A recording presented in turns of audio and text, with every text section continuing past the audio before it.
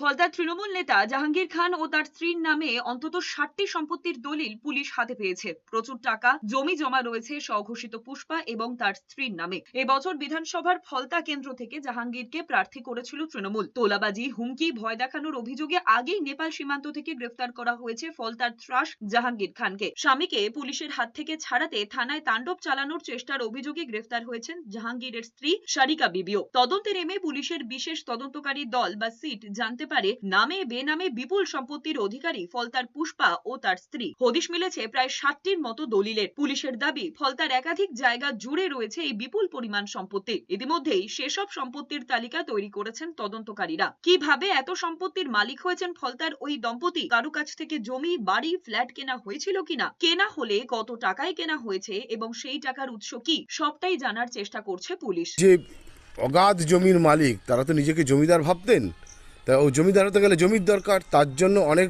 ক্ষেত্রেই বল প্রয়োগ করে মানুষকে ভয় দেখিয়ে এই জমি লুট করেছে। তার মধ্যে তার যে বাড়িটা আছে 3 তলা, সেটাও অবৈধভাবে হয়েছে, সেটাও বাজেয়াপ্ত হবে।